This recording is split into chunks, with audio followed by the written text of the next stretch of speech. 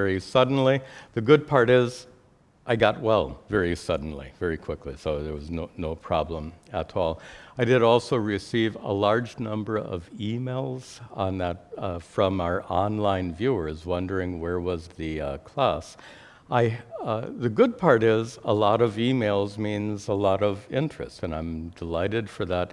The downside is I already get way too many emails, and this becomes a problem. So for our online viewers, I request you please check YouTube for a cancellation notice. Whenever a class is canceled, I will post a cancellation notice. You can get that information on YouTube itself, so you need not email me. Okay, so with that, I'm doing everything wrong here today. All right. Here I am. I'm back for our viewers, and we are going to then proceed with our chanting as usual. We'll begin with verse 37. Please repeat after me.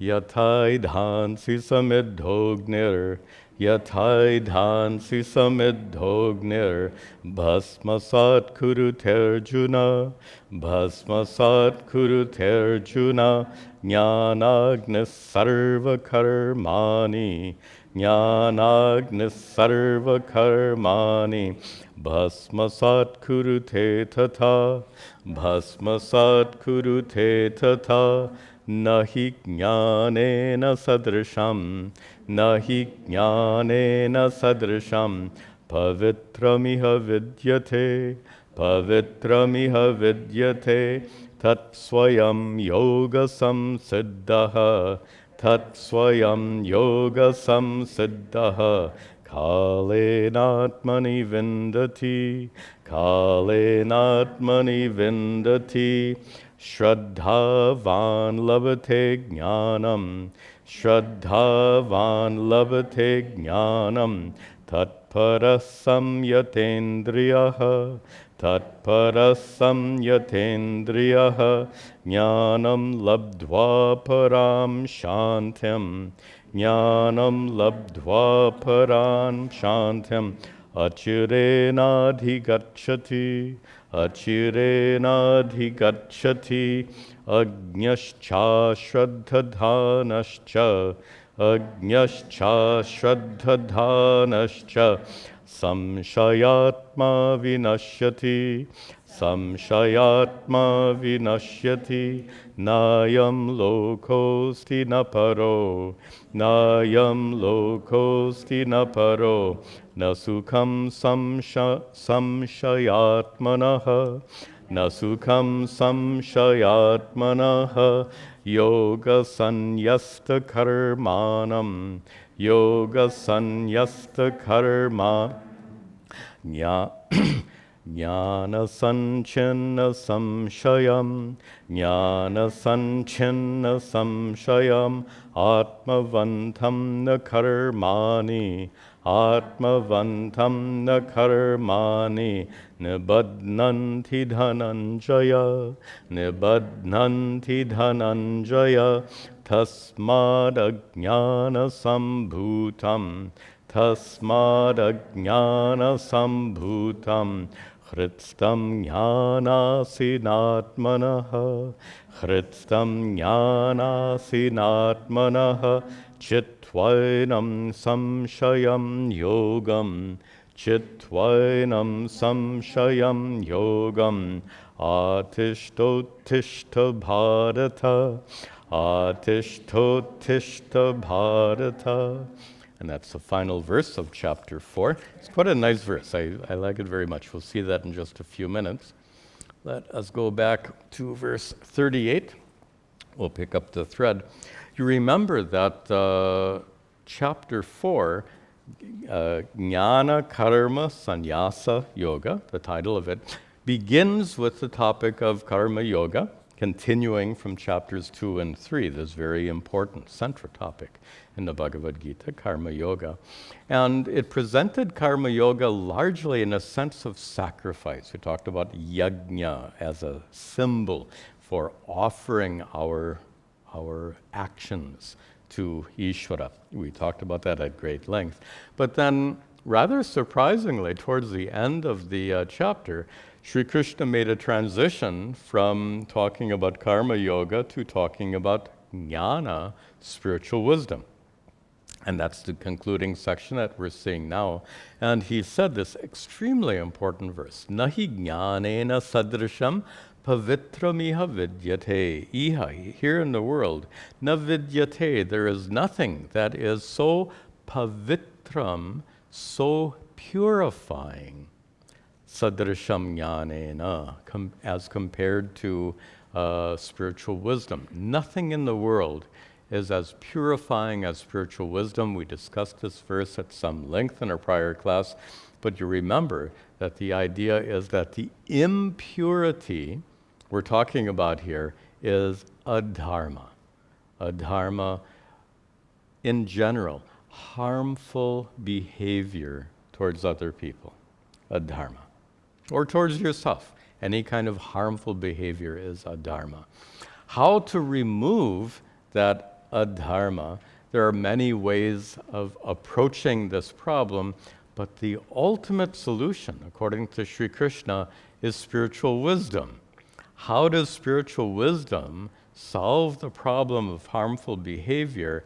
And as we discussed in the prior class, when you understand your innate divinity and the innate divinity of every other person, when you feel absolutely full and complete and perfectly at peace, with that recognition, what could possibly compel you to commit a harmful deed?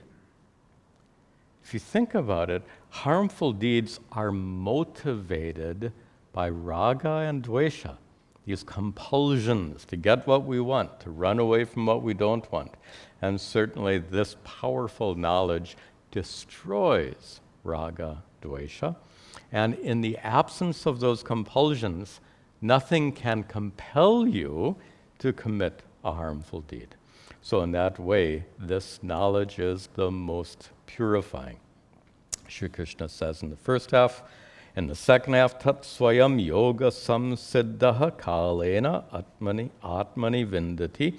So one who is yoga samsiddhaha, established in these teachings of karma yoga, that person who is deeply established in these teachings of karma yoga, kalena, over a period of time, that person swayam, himself, herself, vindati, finds that knowledge that they seek, atmani, in one's own self.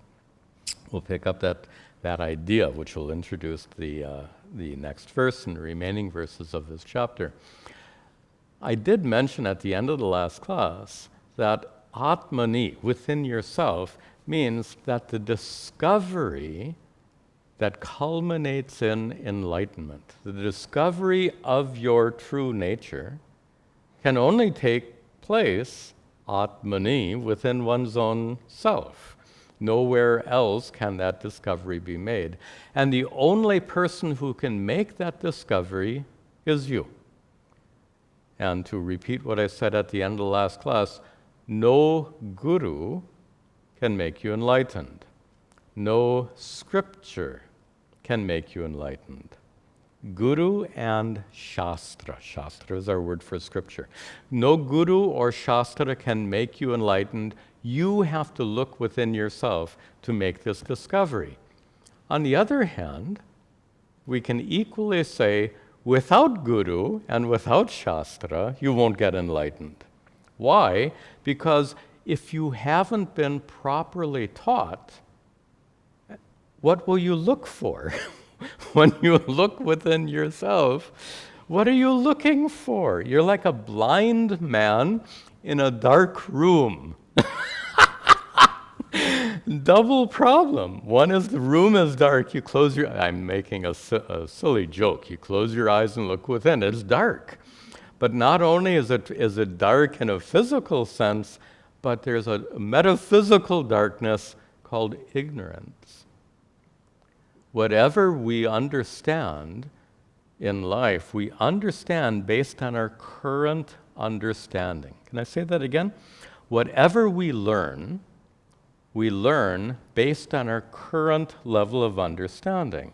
If your current level of understanding is nothing, and you look within yourself to make some discovery, what do you hope to accomplish?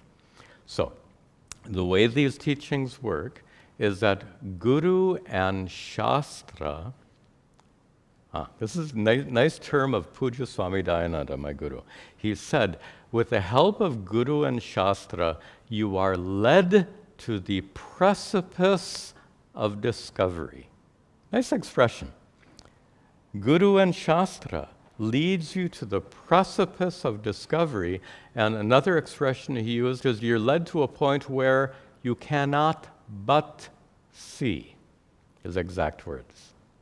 The Guru and Shastra lead you to a point where you cannot but see. That discovery takes place. You discover your innate fullness and freedom. You discover that inner divinity, so to speak. This is enlightenment. Now, we can pick up the thread. How will Guru and Shastra help you?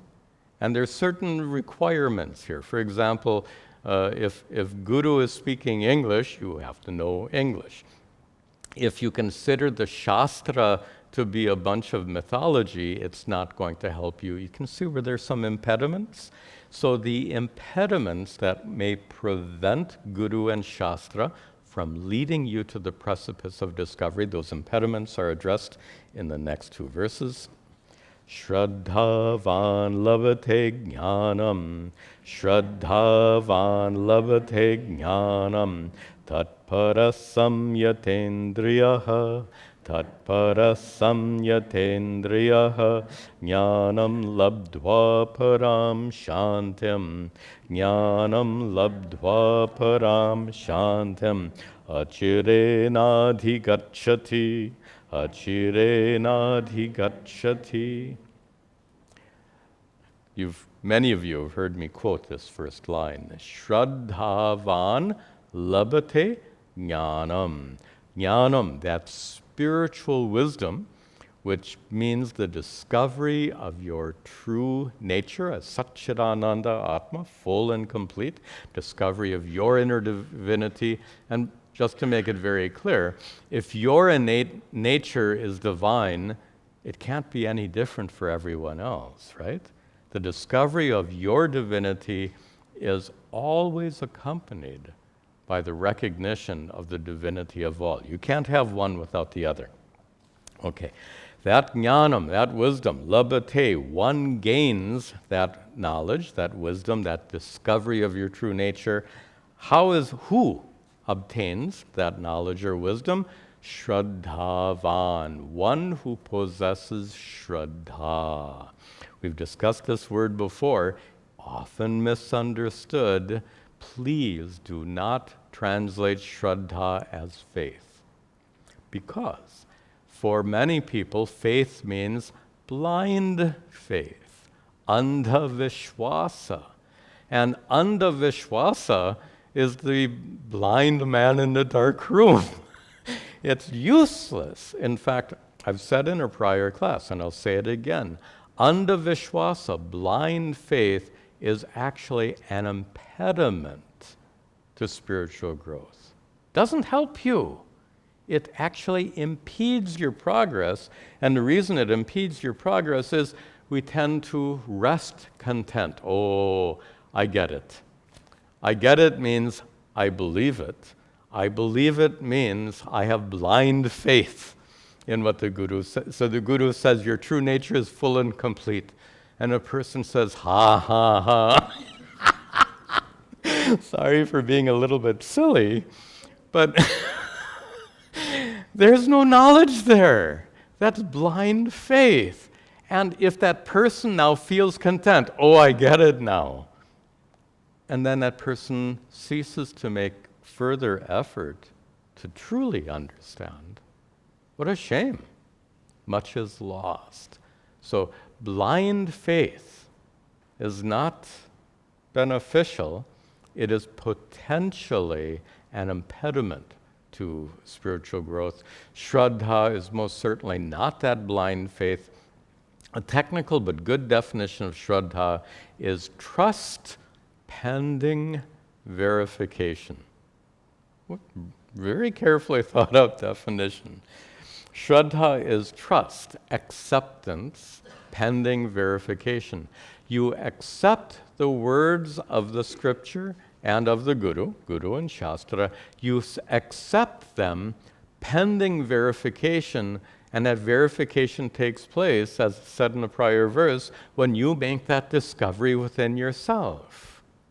So the words of Vedanta are not the goal.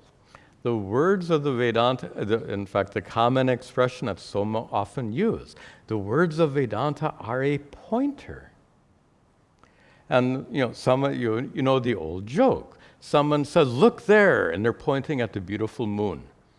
And someone who's a little dull looks at the hand and fails to look at the beautiful moon. This is a problem for many students of Vedanta, where you get stuck on the words of Vedanta, the language of Vedanta, Vedanta as the pointer to the truth, the reality that lies within. That doesn't work. So the words of Guru and Shastra are meant to lead you to make that discovery within yourself. But if you have no trust in the words of Guru and Shastra, you won't use them. You'll reject them. You reject them completely. Oh, I have this memory I have to share with you. In the around 1990, in the early 1990s, I was at my guru's ashram, Arsha Vidya Gurukulam, and I was the manager of the ashram in those days. I was not yet a monk, so I was dressed in white in those days, and I still went by my prior name, Mark. So Mark would go out to teach at the library in Allentown, Pennsylvania, and at East Stroudsburg University. And I still remember teaching a class and noticing that in the back row of the class were a number of people who sat with their arms folded like this, with kind of like stern looks on their face. And I always had question answer at the end of the class. And at the end of the class, one or more of those people would argue with me and try to show me why I was wrong. Now, not surprising, I suppose, but think about this. I was doing my best to lead them to discover their innate divine nature. Were they trying to understand me?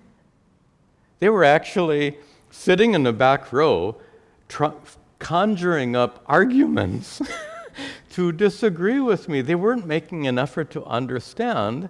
They were making an effort to refute. What would they get out of that?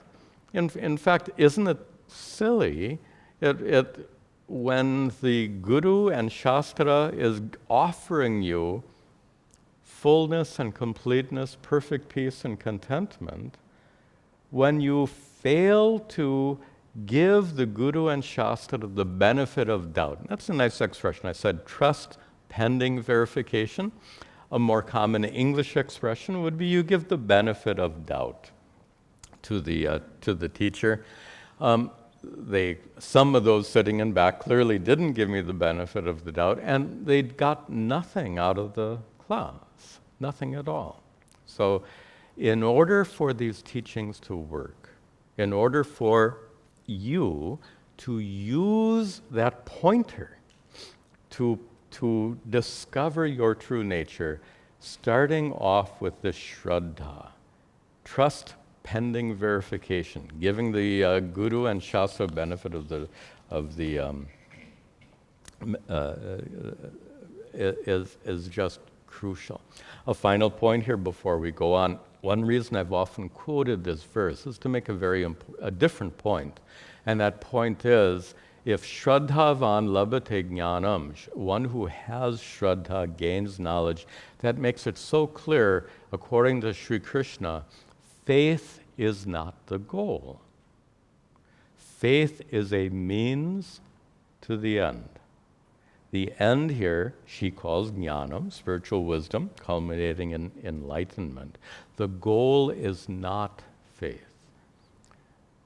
Shraddha is crucial, but it's a stepping stone to the ultimate goal. Okay, enough said. And he goes on here, tatparaha, so one who is focused on gaining that knowledge, someone who is samyata indriyaha, someone who has restrained his or her senses, meaning someone who isn't being dragged about wildly by raga dvesha, that person who, with the help of Guru and Shastra, that person, jnanam labdva, having gained that wisdom from Guru and Shastra, having used those teachings to guide a process of self-inquiry culminating in the discovery of your true nature, such a person, last word, adhigacchati, gains. Gains what? Param shantim. Absolute peace and contentment. Perfect peace. Supreme peace, perfect contentment. And they gain that when? Achirena, immediately. Now, notice the prior verse said that one who's established in karma yoga eventually gains knowledge. So there is some time involved, as described in the prior verse. Here, Sri Krishna says there's no time involved. This knowledge immediately leads to param shantim, supreme peace, perfect peace, achirena, instantaneously. You're thinking, how is that possible? Many of you can answer that question. And the fact is, what these teachings lead you to discover your true nature as being divine. Tell me though, was your true nature divine before these teachings? Of course. Your true nature was divine before you even heard of the word Vedanta. Your true nature was divine from the moment of your birth. And if you had prior lives, your true nature was divine then as well. These teachings reveal an already existent truth. The truth of your inner divinity. The truth that your consciousness is not yours. Your consciousness is the all-pervasive intelligence that is manifest as the entire universe. Your true nature is vast, full, and complete. That's an already existent fact that is not understood.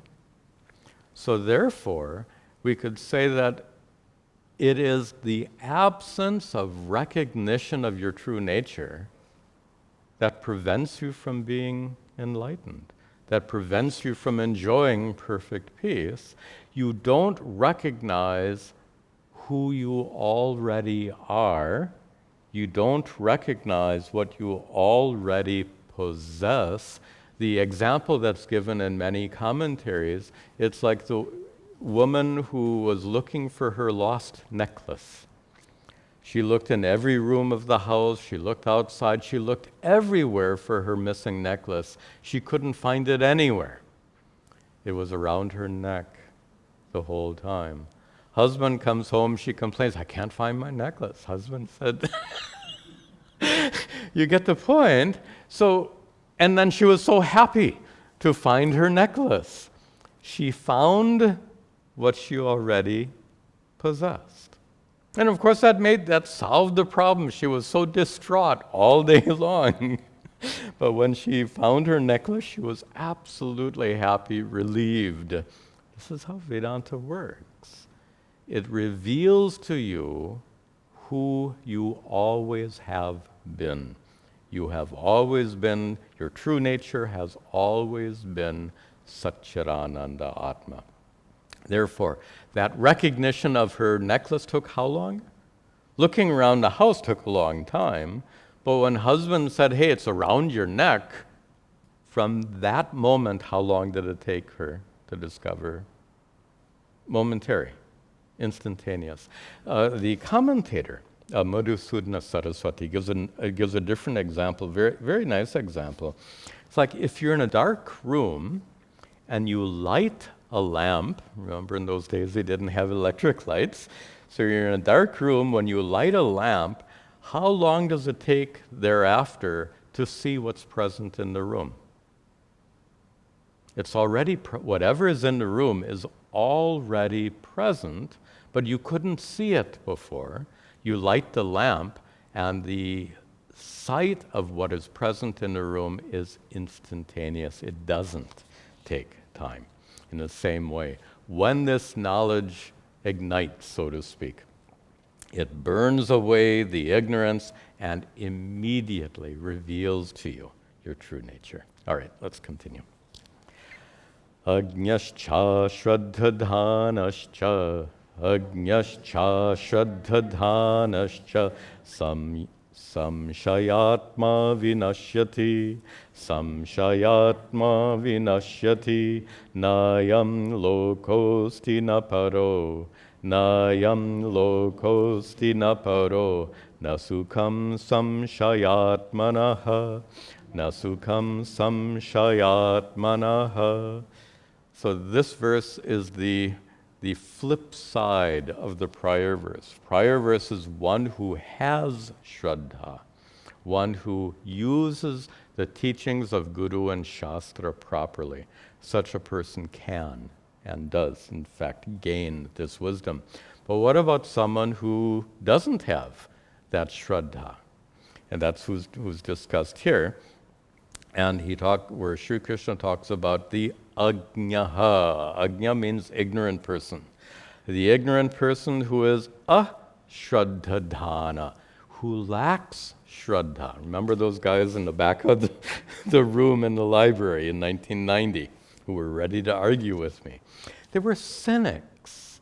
A cynic is one who doesn't want to hear anything new.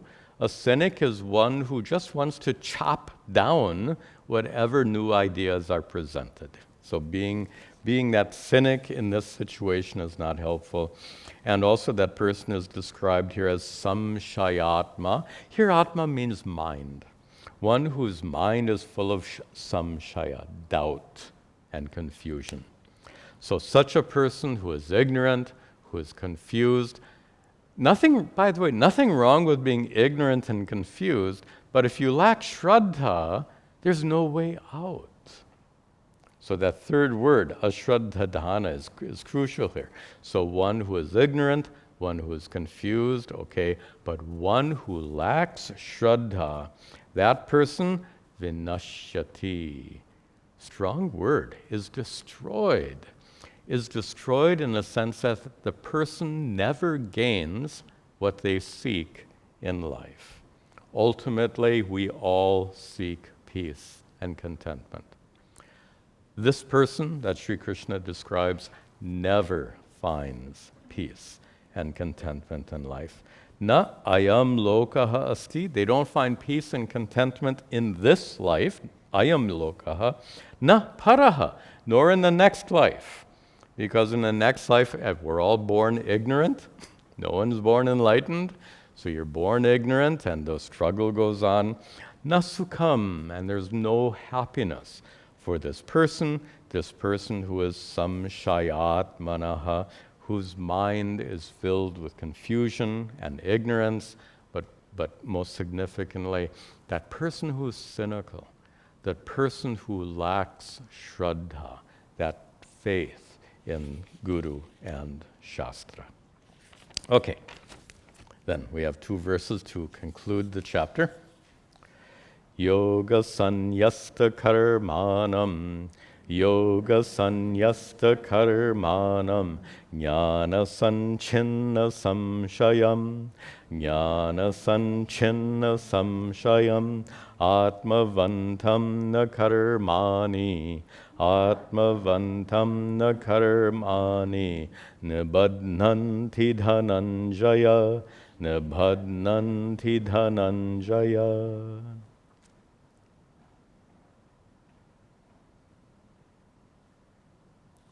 Yoga sanyasta karmanam is a one word that describes a person for whom all their karmas, actions, deeds, are sanyasta, renounced through yoga, through karma yoga. Now, a little bit of a complicated expression. The meaning's not so complicated. We discussed, in fact, sanyasta, to renounce karma. Well, chapter 5, by the way, is on sannyasa. We're going to see 5 different kinds of sannyasa in the next chapter, and he's talking about 1 or 2 of them here. So one way of renouncing karma we talked about very early on in this class, and that is when you recognize that no amount of worldly effort will lead you to perfect peace and contentment. Remember this discussion? When you discover, when you understand that no amount of worldly effort will lead to perfect peace and contentment, that understanding shifts your attitude towards karma.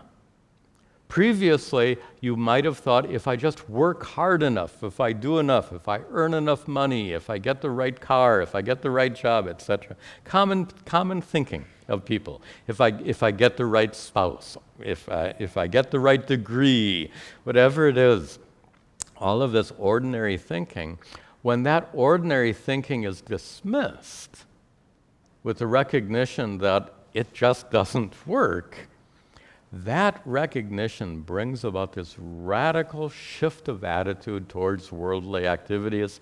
That shift of attitude is a kind of sannyasa, a kind of renunciation.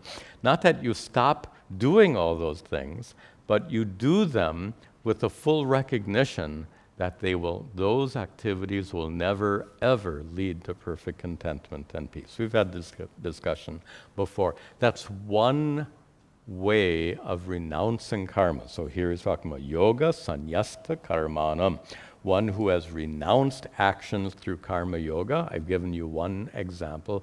This chapter gave another example, though, of how to renounce actions through karma, and that is the sacrifice, this yajna that was discussed in the middle part of this chapter, in which you're engaged in daily activities, but not for the sake of the results of those activities.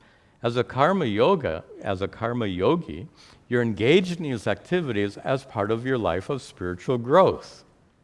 So if you go to work in the morning for the sake of a paycheck, you're not a karma yogi. If you go to work in the morning as part of your life of spiritual growth, that's a karma yogi. So if you go to work in the morning for the sake of spiritual growth, in a manner of speaking, you've renounced the paycheck, you're not fixated on the paycheck. So that's a second kind of renunciation.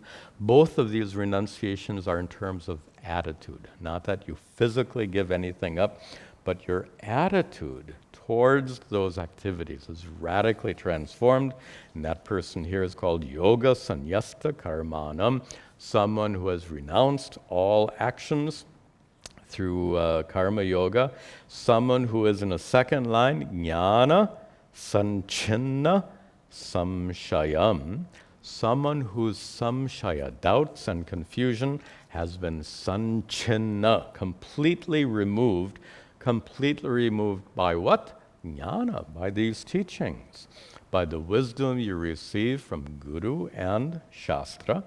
So that person gaining the wisdom from Guru and Shastra, removing all the doubts and confusions. What does that culminate in? As we discussed before, it culminates in the discovery of your true self, which is why Sri Krishna calls such a person Atmavantam. Now, literally, the term Atmavantam means one who's possessed of Atma. Of course, every single person is possessed of this true nature, Satchidananda Atma. So you can't take it literally, you have to understand it contextually. Contextually, Sri Krishna means one who has discovered one's true nature. So one who possesses the necklace is one who knows the necklace is around the neck. One who possesses Atma, which is the literal meaning of that word, is one who has discovered their true nature. So that Sri Krishna says that person who has renounced all actions, that person whose doubt and confusion have been removed through the wisdom gained with the help of the scriptures and the Guru, that person who is Atmavantam, that person who has discovered their true nature as being full and complete. For that person, in the last line, na nibadnanti, is not, actually that's the object. That person, na karmani, actions, na nibadnanti, do not bind such a person. Actions do not bind such a person. Dhananjaya or Arjuna, actions do not bind. What does that mean? This is just an observation here. You read stuff like this all the time. Actions do not bind that person. And if you say yes, remember I joked with you before, ha ha ha. This kind of response is not helpful. Better to say, that's confusing. What in the world does that mean? How do actions cause bondage? That's an important question. You must ask. We must ask these questions. We can't just swallow these teachings. That's the blind faith that I criticized before. So what does it mean to be bound by actions? When you are compelled to chase after what you want, when you are compelled to run away from what you don't want, aren't those compulsions a kind of bondage? You are, the term that's so often used, not you physically, one becomes a slave to the senses. You've heard that expression before. To be a slave to your senses means to be compelled by raga and dvesha. What kind of freedom is that? That's bondage, absolutely bondage. And just to make the obvious observation here, to live a life chasing only after material comforts is absolutely a life of bondage. I don't have to tell you this. You know it very well. And I'm smiling, but I remember a nice joke Puja Swamiji used to describe this particular kind of bondage. And he says, when you buy a home, a new home, so most of you have beautiful homes, and some of you have very costly homes full of all kinds of nice furniture. You call yourself a householder. But the fact is that that house requires a lot of maintenance. That house requires a lot of cleaning. That house also requires you to pay a huge mortgage each month.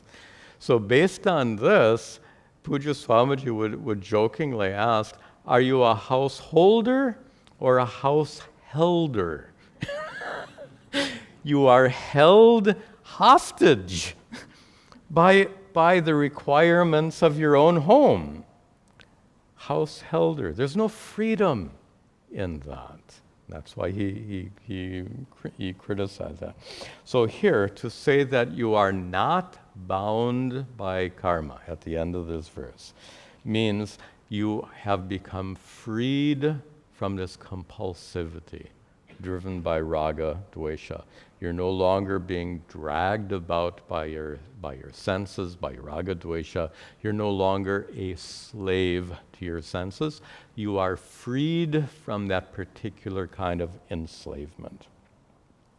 And there's another way in which you are freed from this enslavement, and that is, it is believed that you can get born again.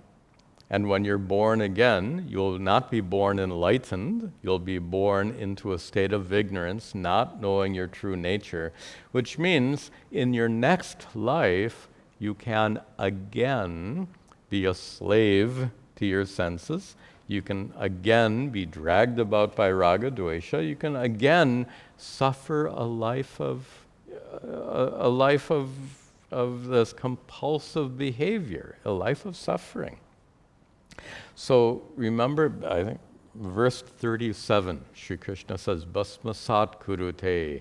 All your actions are burnt away with this knowledge. Sri Krishna is giving an assurance here that not only are you freed from this compulsivity and suffering in this life, but you are freed from any further lifetimes of suffering. So in this way, na karmani nibadhanti, karmas do not bind such a person in this life or the next. And that brings us to the very last verse of the chapter, which is next. I think there are so many wonderful verses in the Bhagavad Gita, but this, to me, is one of those special verses. Tasmad ajnana sambhutam, tasmad ajnana sambhutam, hritstam jnana sinatmanaha, hritstam jnana sinatmanaha, chitvainam samshayam yogam, chitvainam samshayam yogam, atishthotishta bharata, atishthotishta bharata. So Sri Krishna probably raises his hand like this to Arjuna, tasmat. Therefore, Arjuna is making a big conclusion here. Tasmat, therefore, Arjuna. And now the words are scattered about here, so we have to weave the words together properly. Beginning of the third line, Ch.4, having cut, having severed. Having cut or severed what? Enam samshayam. Having cut away enam, this samshayam, this doubt, this ignorance, this confusion about your true nature, what Pujya Swami Tadatmananda called self-non-recognition, very powerful term. So having removed this doubt and ignorance in the form of self-non-recognition, this doubt and ignorance, now back to the top line, which is ajnana sambhutam, which is sambhuta, which is born from ajnana, ignorance. This fundamental ignorance, the failure to recognize your own essential nature. This ignorance which is hritstam. Hrit or hridaya mean heart. Now, of course, we're not talking about the physical heart, we're talking about the metaphorical heart, mind. Hritstam, this ignorance is in your mind and deeply established in your mind. Consider the fact that from childhood onwards, you have been driven by raga and dvesha, thinking that the source of peace and contentment was outside. That's conventional thinking. Every single person grows up with that wrong conclusion. It's part of your worldview. The conventional worldview is that peace and contentment are out there, and you're therefore compelled to chase after what looks helpful. You're also compelled to run away from whatever looks harmful. This is conventional life. It is all hritstam ajnanam. It is all ignorance that abides in your mind. And the fact that it's in your mind is actually good news, because ignorance that's present in your mind can be remedied. It can be remedied by knowledge, which also takes place in your mind. So the ignorance present in your mind can be removed by knowledge in your mind. And here he uses this wonderful, wonderful metaphor. Ch.4, so literally having cut away that knowledge which is in your heart, having cut away how? Jnana sina atmanaha. Atmanaha, with one's own. Jnana asi. Asi is sword. Jnana asi, jnanasi. The sword of knowledge. It's a metaphor. Having cut away with the sword of knowledge. It's already a powerful metaphor, but what makes it even more powerful is it is atmanaha jnanasina, your own sword of knowledge. Guru, as I said before, Guru and Shastra don't make you enlightened. Guru and Shastra endow you with that sword. And now that you possess that sword of knowledge, Atmanaha means one's own. So with one's own sword of knowledge, the sword of knowledge you've received from Guru and Shastra, with that sword of knowledge, Ch.4, having cut away samshayam, this doubt and confusion, which is ajnana sambhutam, born of ignorance, born of self-non-recognition, hitstam, present in your mind and your heart as your worldview. So he says all of this to Arjuna, and then Arjuna, having cut away this ignorance with the sword of knowledge, yogam atishta. Atishta. Resort to this yogam, this karma yoga that's been taught in this chapter, or you could take yoga in a broader sense of spiritual practice in general. Yoga has so many meanings. In this context, yoga could mean karma yoga in a more narrow sense. Karma yoga could mean a life of spiritual practice in a broader sense.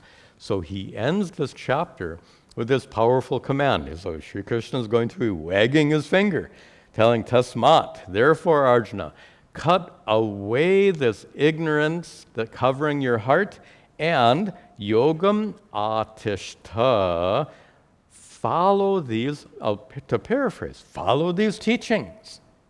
Resort to this wisdom. And one more command, there's one more command at the very end. He says, utishta. So those words you have to separate. Atishta and uttishta. Those are two commands. Atishta means follow. Follow these teachings. Abide in these teachings. Embrace these teachings. And uttishta is another command. It means to get up.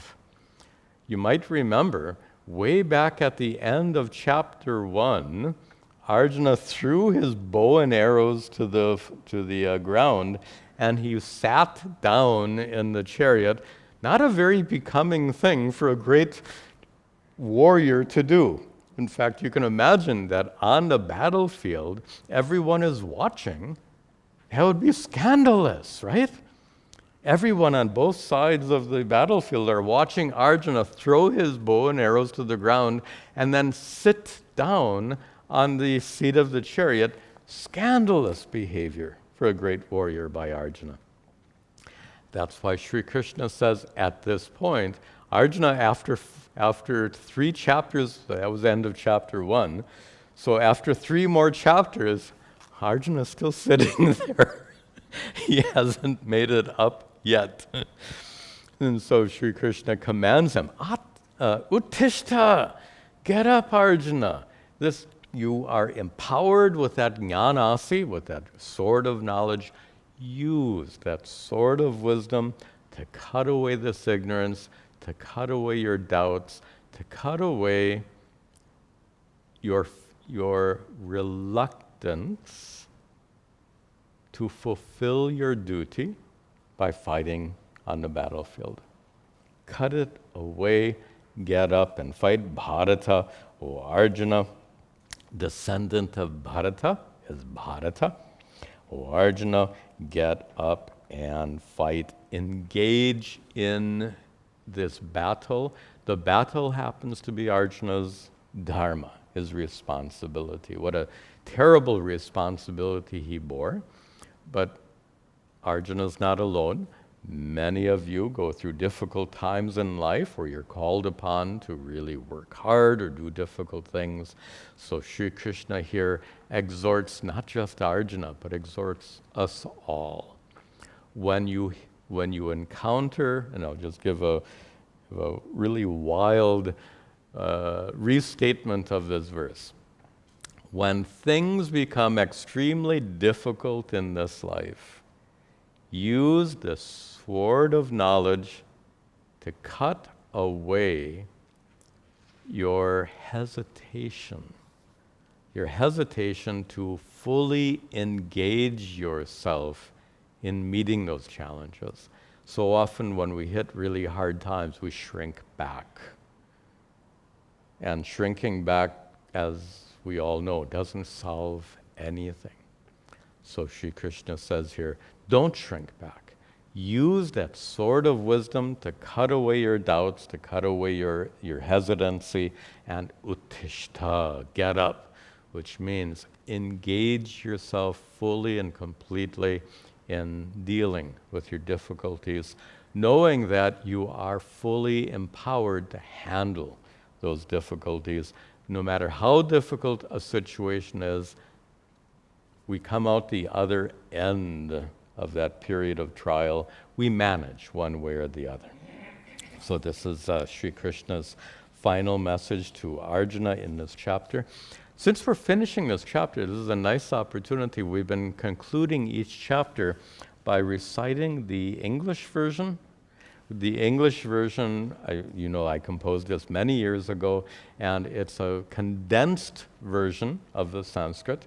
It's also written in the same meter, so we can recite the Sanskrit. We can recite the English in the same way as we recite the Sanskrit. Can we see verse 1, please? Yeah. And I think you may forget how it's chanted. So for the first verse, listen and repeat. And then for the remainder verses, we'll chant together. So this English rendering of chapter 4. Listen and repeat first. The blessed Lord said, the blessed Lord said, this yoga I did first impart.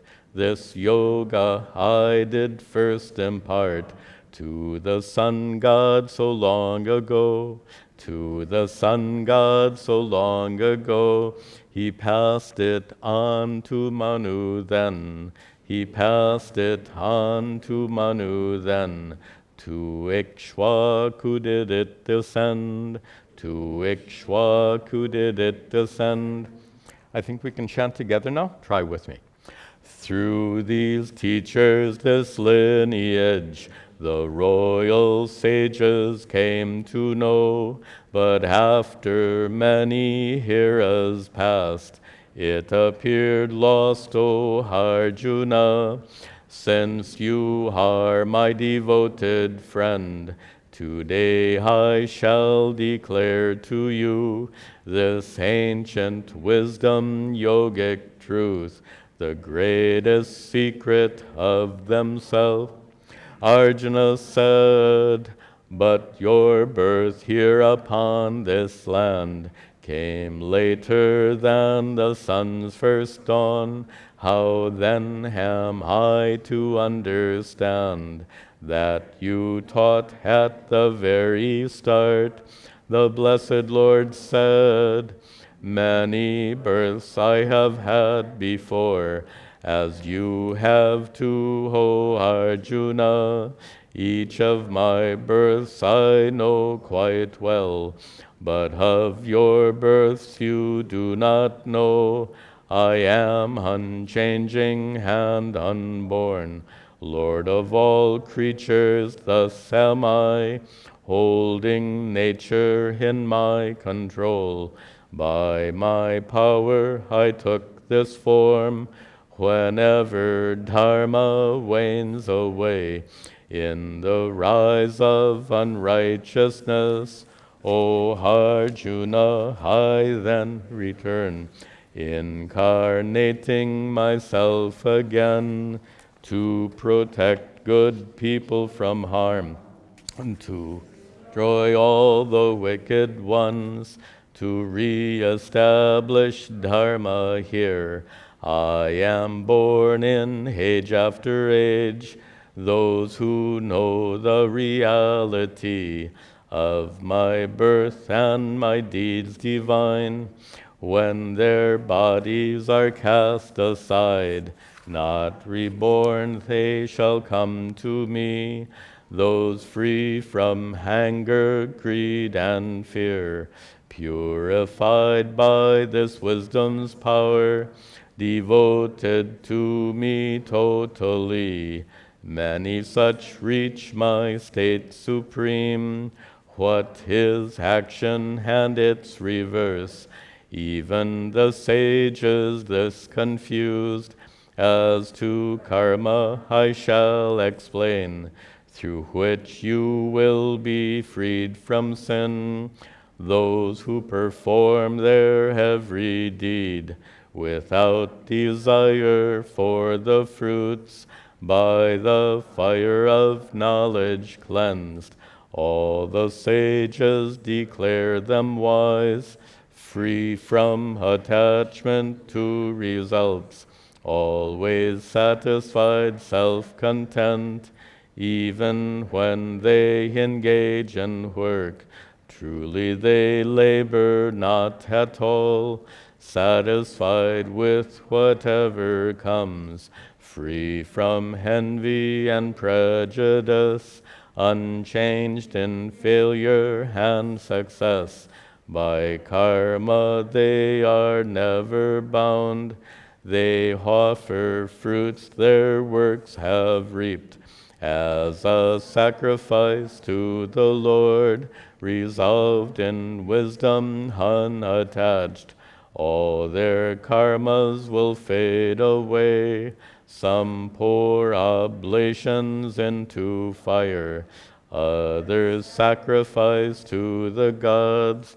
Some offer their sense faculties into the fire of self-restraint.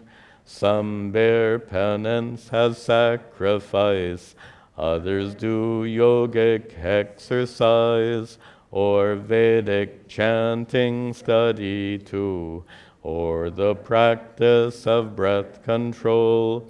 Those who partake in sacrifice realize Brahman, eternal God, but those who offer not at all gain nothing here or hereafter. Knowledge is better as a right than material offerings, because such wisdom is the goal to which all offerings will lead. For this knowledge you should inquire, with humble heart prepared to serve. Those who know perceivers of truth will impart their wisdom to you, even if you happen to be the worst of sinners in the world. This knowledge, like a floating raft, will carry you across all sin, just as a blazing fire destroys, reducing heaps of wood to ash. So in the fire of knowledge too, all karmas are completely burnt. In the world nothing else exists that purifies as knowledge can. Such knowledge one with faith can gain, and soon attain to peace supreme. Therefore the sword of knowledge wield, sever the doubts within your heart. Follow this yoga faithfully. Arise and fight, O Arjuna. And that's our summary of chapter 4. Next week, a nice way to get the big view. We get so immersed in each verse. Nice to step back. Also, the material at the beginning of the chapter, we've almost forgotten by now. So nice to review that a little bit. Remember what's included in chapter 4. When we meet next week, we'll continue with chapter 5, Sannyasa Yoga. And we're going to see 4 or 5 different meanings of sannyasa, renunciation, in that chapter. Excuse me. Some other program announcements. Our Sunday satsang continues. We're now moving indoors because it's getting too cold out. Also, we're shifting the time to back to 6 p.m. So tomorrow at 6 o'clock, please join us for satsang. And when we're outside, masks were not required. Being indoors, masks will be required. Also, this coming week, Vasanti is resuming her Sanskrit class. It's an online Sanskrit class, and the class will be on Sanskrit reading comprehension. It's a continuation of her 4 years of grammar classes leading up to this point. She'll focus on comprehension of reading comprehension and on syntax. You're all welcome to join, but you really need to have a strong background in grammar. You need to understand sandhi, declensions, conjugations, etc. Participles. The class will meet on Wednesday evenings at 6 p.m., starting this coming Wednesday. And to join the group, you'll need to subscribe to go to our home page, and you can subscribe to her class, reading comprehension class. You can subscribe on our home page. Okay. Oh, one last thing I wrote down here. It's wonderful to have so many of you here. There are many of our other friends and former students who I'm concerned they might be a little reluctant to come out of fear of the virus. And certainly we all understand that fear. On the other hand, it's really quite safe here. So we're practicing social distancing, we're masked. All of you are either vaccinated or you have a recent negative COVID test. The ventilation system is running full time, so the air doesn't get stagnant around you. So it's really quite a safe place to come. And the reason I'm sharing this with you is if you know someone who had previously been attending our classes, perhaps you can encourage them to rejoin us here. I think in my view, I think you're safer here than going to the market to buy food. This is a very safe environment. So invite our friends to come back and join us. We'll conclude with our brief prayers at the altar.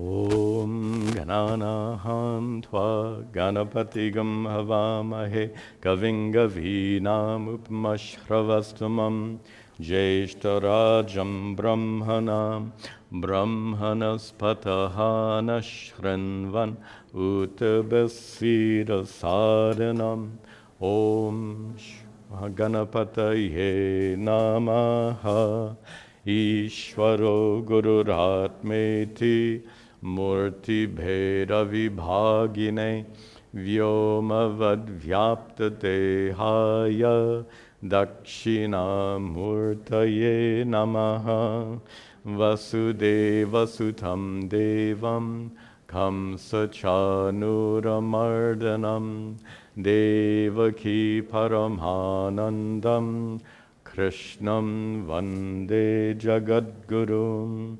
Om Sarve Bhavantu Sukhinaha. Sarve Santu Niramayaha. Sarve Bhadrani Pashyantu. Ma Kaschid Dukkha Bhag Bhavet. Asato Ma Sadgamaya.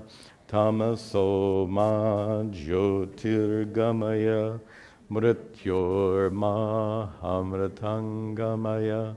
Om Shanti Shanti Shanti. Om Parameshvara.